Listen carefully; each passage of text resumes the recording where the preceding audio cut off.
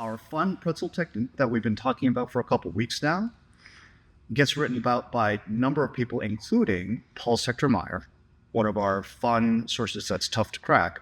Does he know what he's talking about? Is this the same technique? And if so, does this give us insight into both how to better interpret Paul Mair and actually highlight some potential issues with interpreting in the future? Let's find out today.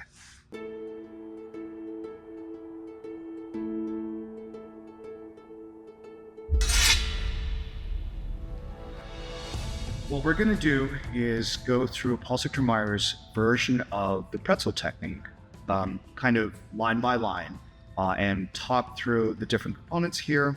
And so there's kind of two key questions. The first question is like, okay, so is this the technique that everybody has been talking about?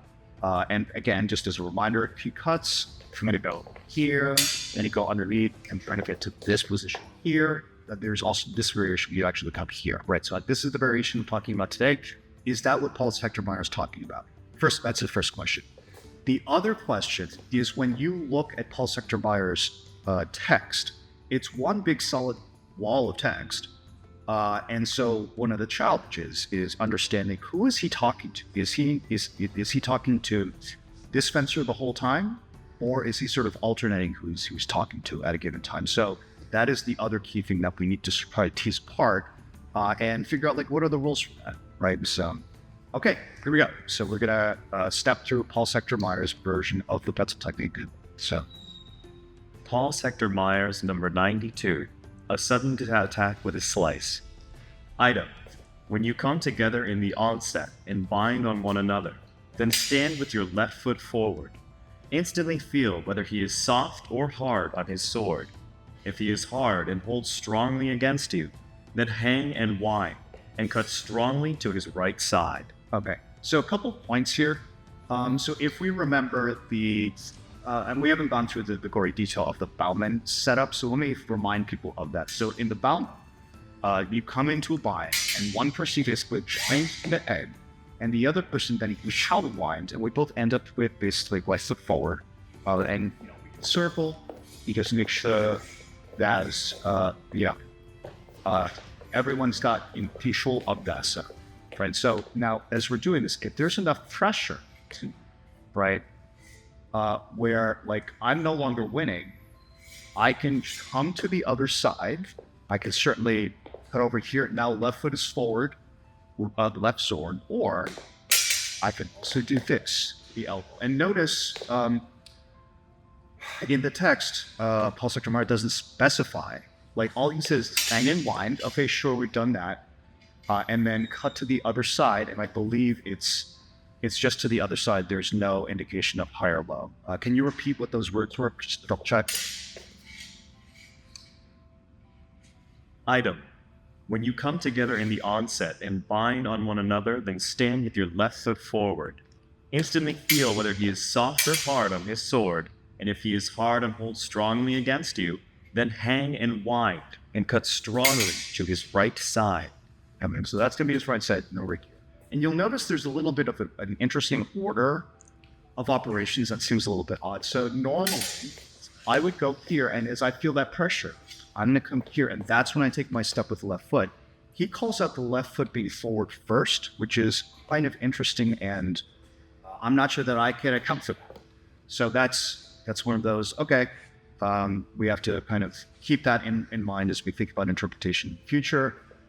Can't necessarily explain that part, right? So from here, otherwise though, from here, even though he doesn't say specifically what the target is, because we know this technique, we're actually going to go and cut to that elbow. Okay, so from here, now let's go to the next part of the text. If you see the cut, parry it with your long edge so that your right foot stands slowly. Okay, so at this point, we can basically put ourselves into that, that starting position of the picture. He says something interesting also about, like, he wants this right foot forward, and parry with the long edge. And the way that we're gonna kind of interpret this that is consistent with our fundamentals is you can get that behavior if you actually are basically doing a Krump while basically going backwards. Good, right? So if Brandon here wanted to do a Krump and then follow up and do something, that would look like something like that, boom, right?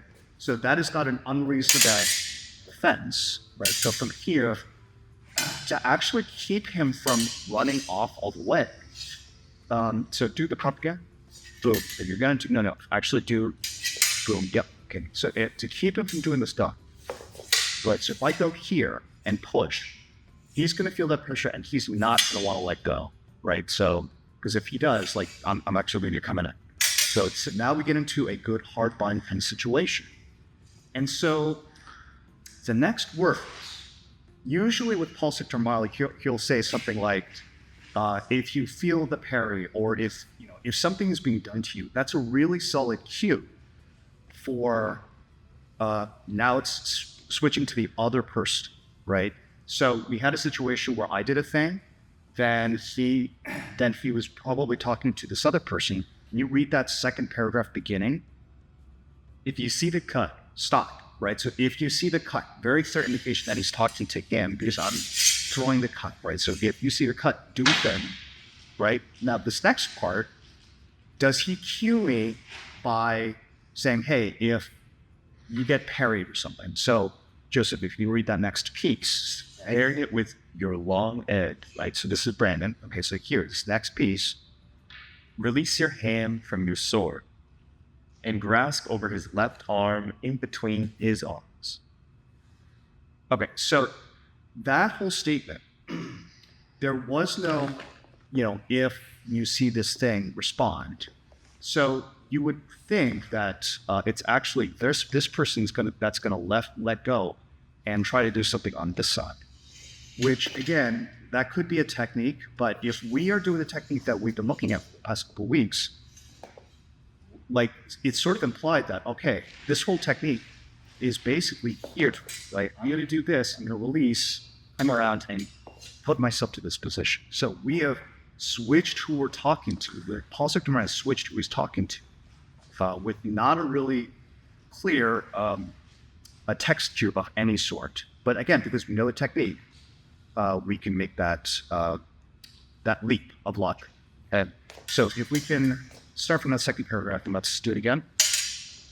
If you see the cut, parry it with your long edge so that your right foot stands forward. Good. Yep. Release your hand from your sword and grasp over his left arm in between his arms. Instantly pull your sword on your right side so that your point comes to the left of his mouth. Okay. And that's all he gives us for this very complicated technique, right? So again, if we didn't know what this technique was, we would have to be filling in a lot of holes on what he said. But so, okay, great. So thank goodness for Bauman and the Berlitz sketchbook and Dürer and Rast and all of these other sources, right? So, okay, so we're here, and that's basically all this is about this technique. And we're basically matching that picture, okay? The cool thing about Paul Sector Mair is that he then he adds stuff. Like just about probably everybody who's in this tradition who wants to add a block, some sort of explanation of, okay, this is what things really mean. People like to add their own takes on things. And so that's one of the things that Paul Sector has to do. So he adds a thing, which is, just as, if he plants his point on your neck this way, then slice him with your long edge under his left armpit. Step up with your right, thus shoving him away from you with your slice. Right. And so if we go all the way back to week 1, hopefully that's a really good reminder of what we were saying is like a really good standard default count to this step. So we'll talk a little bit more about specific details, but hopefully, tell you what, why don't we run through the whole thing one more time, just so that it's nice and clean from the top. Paul Sector Mair's number 92, a sudden attack with a slice. Item, when you come together in the onset and bind on one another, then stand with your left foot forward. Instantly feel whether he is soft or hard on his sword. If he is hard and holds strongly against you, then hang in wide and cut strongly to his right side. If you see the cut, parry it with your long edge so that your right foot stands forward. Release your hand from your sword and grasp over his left arm in between his arm. Here. Instantly pull your sword on your right side so that your point comes to the left side of his neck. If he plants his point on your neck this way, then slice him with your long edge under his left armpit. Step up with your right leg, thus shoving him away, and with a slice. There you go. So, very last comment, and this is also a really good reminder for anybody looking at posiiton Mair. Don't forget the title. So, one more time, what was the title? Number 92, a sudden attack with a slice. Okay, so slice we've already kind of covered. That's that, sort of like leverage pushed out at the very end. What's the sudden attack piece? And I think that part is the part that is sort of open to interpretation. It could be maybe a sort of characterization of the pretzel, right? So the whole idea is like this here, sudden boom, right? Maybe that's the sudden attack. Maybe that's the sudden attack. Or it could be sudden attack is boom with the slice, right? So we don't know.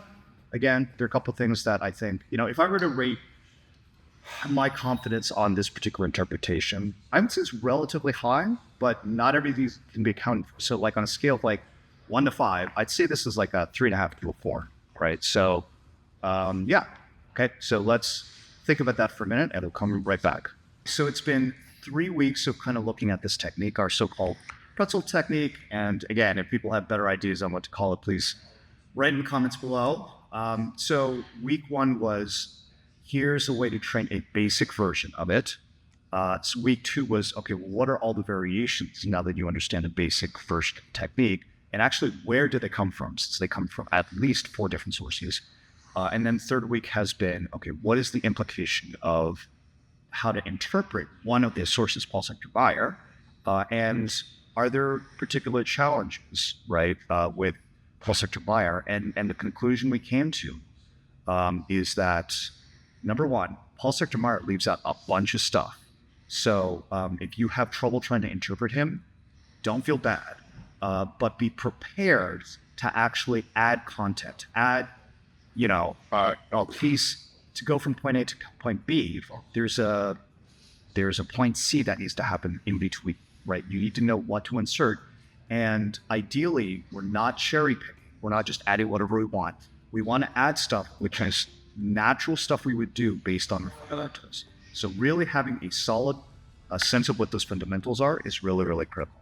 So on top of that, on top of the fact that posiiton Mair doesn't say everything, he also may not be clear on who he's talking to at any given time. So again, another important flag for anybody trying to do posiiton Mair, if the technique is not making sense, maybe consider that he's not talking to the person you think he's talking to at a time, okay? All right, so aside from that, if you like what we've been doing and you'd like to see more, we've got plenty more coming. Yeah, just help us out. We'd love if you would like, share, subscribe, do all the stuff that you need to do, and we'll see you next time. Suddenly slice! Oh no!